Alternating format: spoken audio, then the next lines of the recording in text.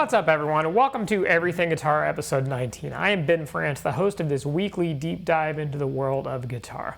If you're new to the channel, make sure to go ahead and click the subscribe button down below and maybe ring the bell for notifications so you can be alerted when new content does come out. I typically put out three main videos a week, Everything Guitar, on Saturday mornings. Then I put out a vintage gear review on Thursday afternoons and a mini guitar lesson, kind of a short 10-minute or so guitar lesson on Tuesday afternoons. Additionally, I'm going to be doing some live streams and some additional content in the future, so make sure to ring that bell.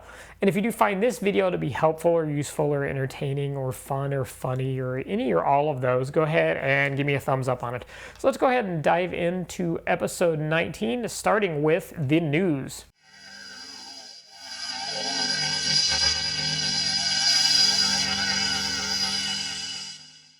All right, this week there's quite a bit going on in the news. For the first time in a few weeks, about 2 weeks ago, a little over 2 weeks ago, we had the sad passing of Eddie Van Halen, so obviously that was the news.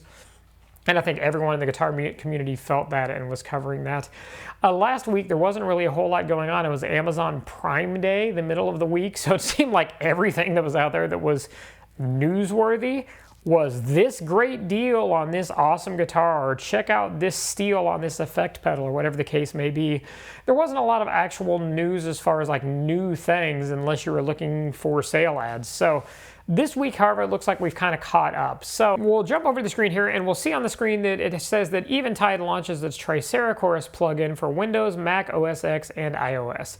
Includes 3-chorus voices, 3-chorus modes, and loads of other features present a plethora of creative opportunities.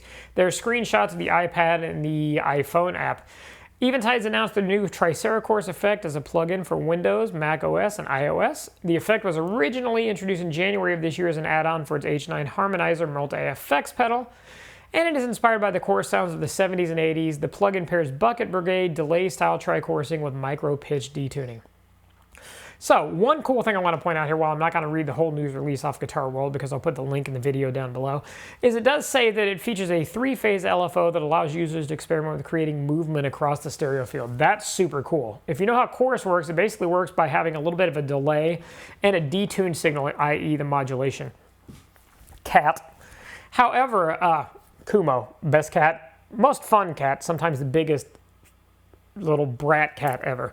So, well, the cool thing about this, though, with movement across the stereo field means if you've got a guitar track, let's say you've got a mono guitar track, and you've got your mono guitar track setting, oh, well, let's say here, about 11 o'clock for me, about 4 o'clock for you in the stereo field, left to right. With the 3-phase LFO, you can have the chorus itself move back left to right. I'm sure there are all kinds of different modes on that. That's super cool. It gives a lot of very cool creative possibilities for both guitar and for music production as well. So like I said, I'll put the link to the Guitar World article, and also jump over on the screen here. There is the Eventide page itself that shows it. It shows it is under an introductory special price for $39 for the plugin for Windows and OS X. I would recommend jumping on that if you think you're interested, because it does say as of November 13th that is going to go up, or November 20th, pardon me, that price is going to go up to $99. So you're getting it for about a third of the regular price currently. In other news, we will see that John Frusciante announces that he is working on new material with the Red Hot Chili Peppers. Somehow I missed the news release. I must have been asleep at the wheel last year since I was still working my old day job that had nothing to do with music. But evidently, John Frusciante, some of you probably know and are going, duh, rejoined the Red Hot Chili Peppers last year. There is an interview he did with Double J saying that they have been rehearsing and writing new music. They were doing that pre-pandemic. Then they had the lockdown for a little while, and then they've been back to writing. It does also say here that he has been working more with Chad Smith, the drummer, saying, I'm involved with the drums in a different way than I have been before. Chad and I are having an interactive thing different than we did before. And he assures fans that his electronic influences, even though his own music has an electronic base to it, will not be coming into the Red Hot Chili Peppers fold. So, it says that COVID-19 has meant the band has only put on a single show since Frusciante's reintroduction. On his return to the band, he said it was like, quote, returning to the family. I'm extremely comfortable with those people, he said. It's as if no time had gone by at all and we started playing, pretty much. Cool. excited about that. So I'm excited to hear some new Chili Peppers. So on some new gear for this week, we'll jump back over the screen and we'll see that Solar Guitars, that awesome metal-focused guitar company from Ola, England, the master of all things metal and YouTube, metal and guitar YouTube world, has introduced the new Vinter 6-string. Vinter, I believe, means white in Swedish. I could be wrong on that. Somebody can correct me down in the comments if I am. This is an absolutely gorgeous freaking guitar. Look at that picture of that thing. It is got Fishman Fluence humbuckers, an Evertune bridge, obviously the signature A-series deep cutaways, and it is in this awesome brilliant pearl white matte finish. It says it has an alder body, a set maple neck, and a 13.78 inch radius. I'm assuming it's probably based on millimeters, so just under a 14-inch radius, which I love that. Makes me really want to pick up a Solar guitar now. I wasn't aware of that, but my number one guitar, Sam, my Hamer Centaur, has a 14-inch radius, which makes me think I would probably really like the neck on the Solars. So that may have just bumped them up my list a little bit on next guitar purchases. Also has an ebony fingerboard with 24 super jumbo stainless steel frets. And there is a link to Ola's video about the release of it. It says it has obviously Fishman Fluence modern humbuckers with volume and tone controls, a 3-way blade selector, as well as an Evertune bridge and high ratio 18:1 locking tuners. It's available for $1,299, which is not a horribly expensive price for a guitar in today's terms. So that's super cool. One other, and I'll put the link to that article and the link to the Solar page on it down in the comments. One other interesting thing that just dropped this morning on Friday the 23rd, never thought it would happen. Somebody actually a couple months ago, I follow Ola on YouTube, and somebody, one of his members, had asked him about basses, and he said, no, we're a guitar company, but either he was keeping his cards close to his chest, or he had a change of heart, because if we look at the secondary screen, we'll see that Solar Guitars announces a line of bass guitars. And man, look at those beautiful things. Whew. Obviously, they are based on the A-series guitars with that extended cutaway and that kind of super strat, very pointy super strat metal-y style. These guitars says these guys are in both 4 and 5-string variants, with the 4-string sporting a 34-inch scale and the 5-string sporting a 35-inch scale. It's a C-shaped neck, it's bolt-on, with satin, sporting an ebony fingerboard and 24 super jumbo frets. The neck is a 5-piece constructed from maple and jatoba. I really want to see the back of that neck. While the body is swamp ash. Hardware includes a high-mass bridge and a set of high-ratio Solar tuners and matte black finishes across the board on the hardware. In terms of electronics, there are 2 Solar dual-coil pickups and a proprietary preamp offering control of volume, bass, and treble. So that's cool, onboard preamp. Available finishes includes aged matte, natural matte for the 5-string version, and a roasted brown matte and open pore black matte for the 4-string. And the bases list for €699 for the 4-string and €849 for the 5-string. Once again, I'll put the link to that as well down in the video. And man, those are pretty cool, very, I'd say super cool looking basses. That natural finish 5-string or that open pore black 4-string, I would add those to the arsenal as a bass. You can see right here over my finger, I have a 6-string Ibanez, it's a Geo, but it's an Ibanez Soundgear SR bass. One of those Solars, though, may be calling my name just for some interesting possibilities for different bass tones as I'm writing, recording my own music. So that is it for the news this week.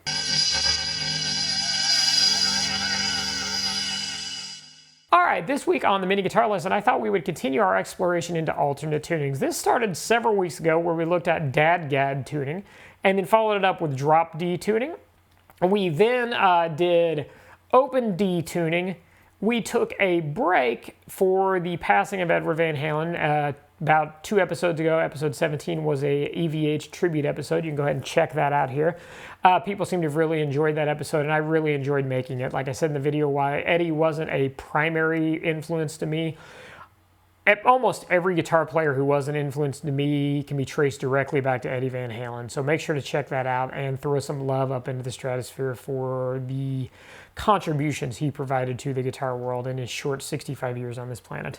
So last week we jumped back to alternate tunings looking at Open G, and this week we are looking at Open C tuning. Now this is also known as the Chris Cornell tuning based on the fact that he used it on a number of classic Soundgarden songs. So what is open C tuning? Well, as you know, on a guitar, typically your strings from low to high are tuned E, A, G, or pardon me, E, A, D, G, B, and E. So open C tuning, what we have is it's a very repetitive tuning in the intervals and in the tuning of the strings, but it gives you a nice, cool open C chord when you play it. So what you have low to high, your 6th string is tuned down 2 whole steps to a C. Your 5th string is tuned down 1 whole step to a G.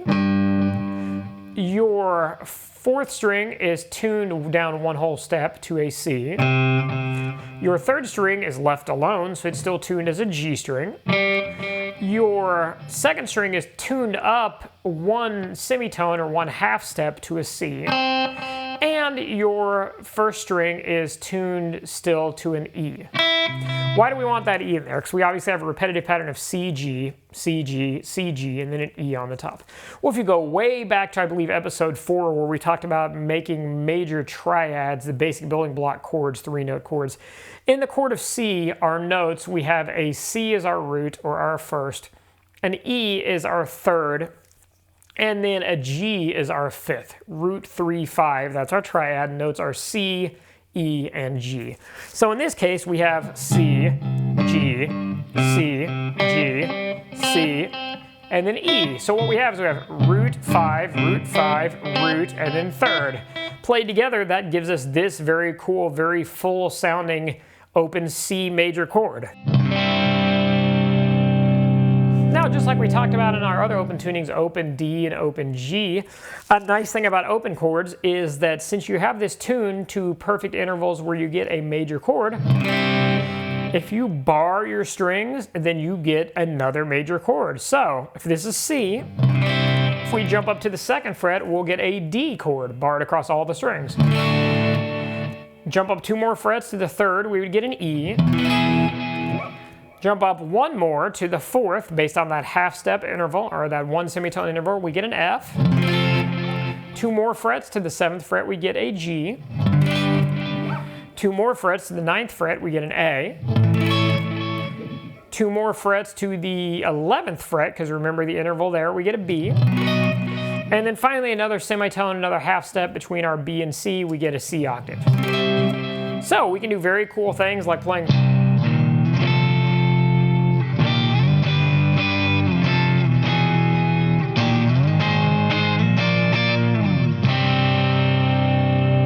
As a matter of fact, you'll see a lot of those type of chords in a really, really classic Soundgarden song, Pretty Noose, off Down on the Upside, that came out in 1997, I believe, if I remember correctly. Hopefully most of you know that song and that album. If you don't, dear God, check it out. It is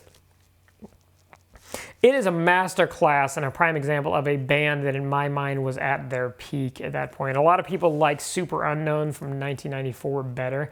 And I probably do favor more songs overall off Super Unknown. However, Down on the Upside was a continued evolution of where Soundgarden can go before they decided to cut it in 1997 and not come back until 2012 or so.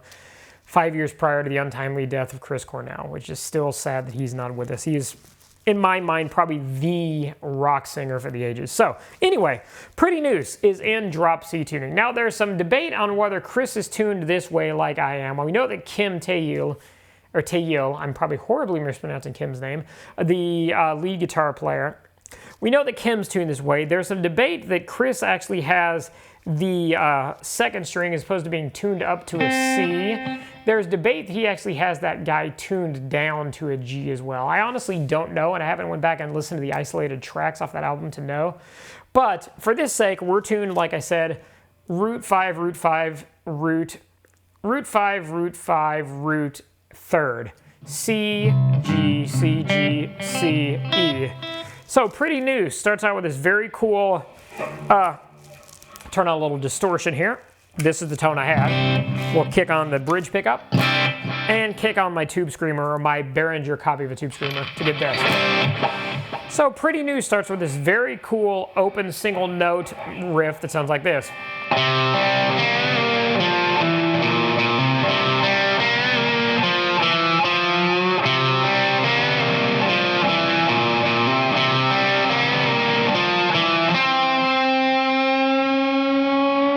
And he does that bend is really slow. Then it goes into what I was talking about, those big, huge bar chords. It's the main riff to it is like.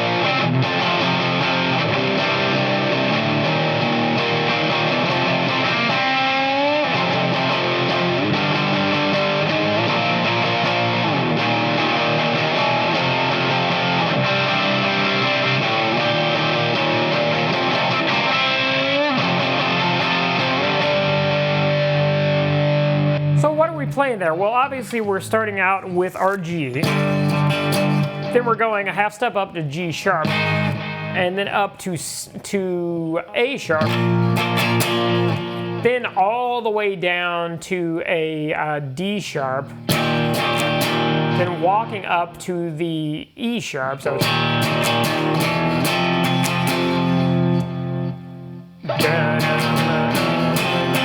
then open C, D sharp, E sharp, and then he bends that note there. So it's.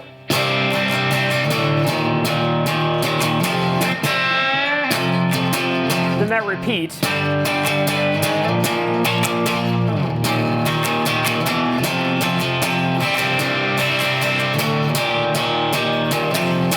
Then switches notes on the second string.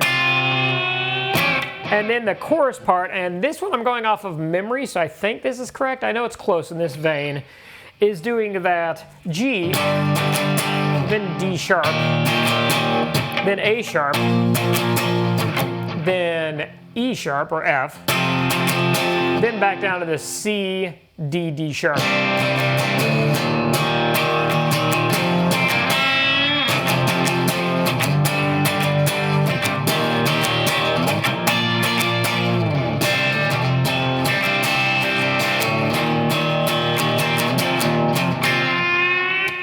So pretty cool riff there in open C tuning. That intro phrase, just we'll play it real slow in case you're wanting to learn that.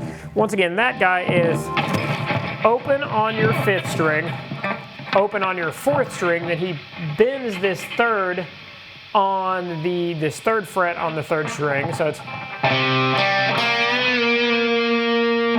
then 5th fret on the 4th string, 4th fret on the 4th string, and lets that ring, and then uses his first finger on the 3rd fret on string 5, and then hammers on. So it's.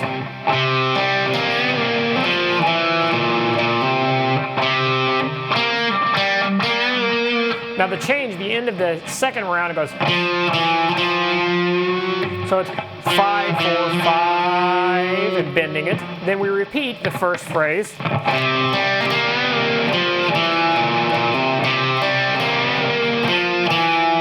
So the 5, 4, and then we bend up the 5th fret on the 3rd string, really, really slow and really long. And he basically bends it up, bending it up into that tonality for that G note there. So you get that. So there'd be your.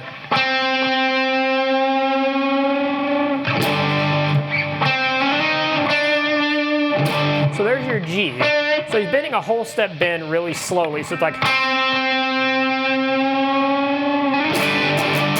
And it goes right into that big bar chord. So, open C tuning's pretty freaking cool. Now the other thing I was playing, you don't have to play just bar chords like that. You can play around with chord shapes. At the very start of this video, you probably noticed the thing that I was playing there, which was this.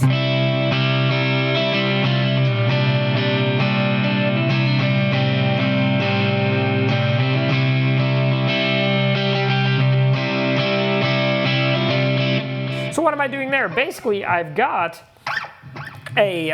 Let's break down the notes on what we have here. This very first chord, and you can play that low C, or you don't have to. But what we have here for notes then is we have a C, a G, a C, an E, and another E. Those two are duplicates. And so then when we hammer on this guy, we're putting an F on top there. So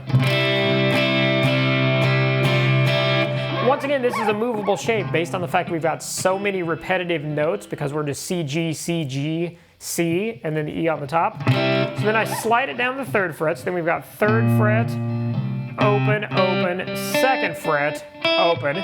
So those notes then, let me try to figure this out in my head real quick. That would be a, let's see, G, that'd be an A sharp, and this would be a D note, and then hammering on that E again. So it's...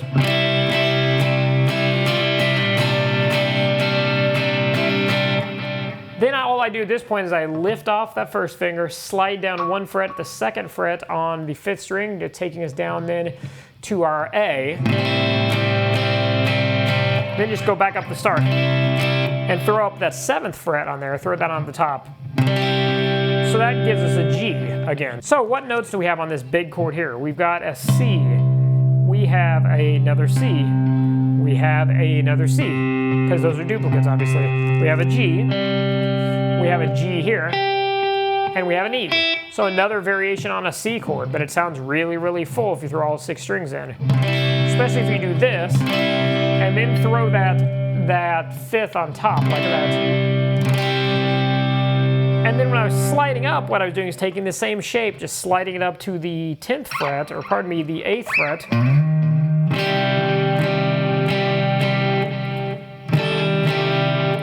And then finally, so doing the same shape here basically.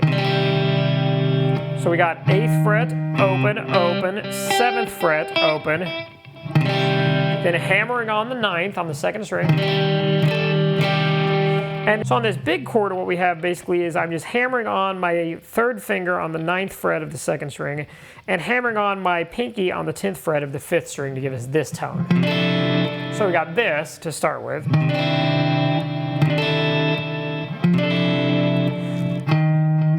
So we're changing our note down in the bass. That is kind of a big chord, but what we have basically is 10th fret, open, open, 9th fret, open. So once again, going through is just...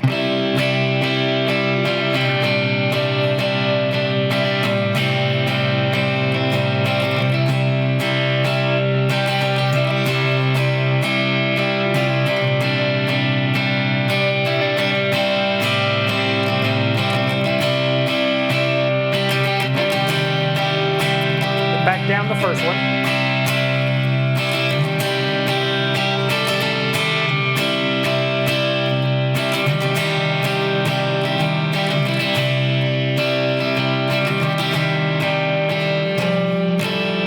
That one's a little hard to hammer on there with all 4, but basically it's going here, and then this.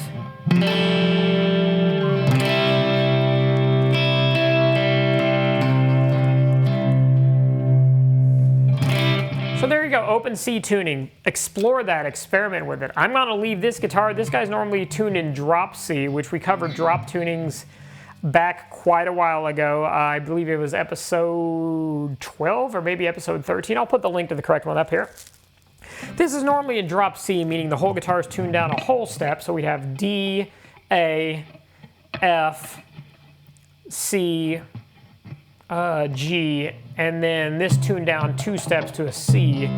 But this just gives it a totally different tonality playing this open C tuning. Whether you're playing those big bar chords or you're playing open chord shapes.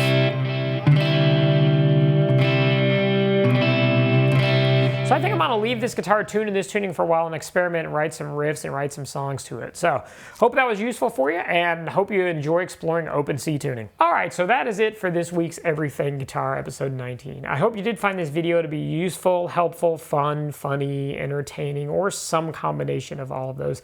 Once again, if you did, feel free to go ahead and click the subscribe button down below. That would be awesome. And ring the bell for notifications so you find out and get notified of course, when my new videos are coming out. Like I said, I have 3 main videos to come out a week, but I also just sprinkle in some other content here and there just kind of as the mood hits me, or if I'm inspired to put something up there on YouTube for the world and for all of you to see. Additionally, if you did find this video to be useful, go ahead and give me a thumbs up. That definitely helps with YouTube's algorithms as far as letting more people see these videos and hopefully more people benefiting, learning alternate tunings, those sorts of things from it. So once again, tune in next week on Halloween, Saturday, October the 31st, my favorite freaking day of the year, in case you can't tell by all the decorations that are around. You can't see, but there are some jack-o'-lantern lights hanging from my fireplace over off camera that way, and there's another jack-o'-lantern off camera this way on the other side of my iMac. So Halloween's my favorite time of the year. Next week, October 31st, episode 20 of Everything Guitar.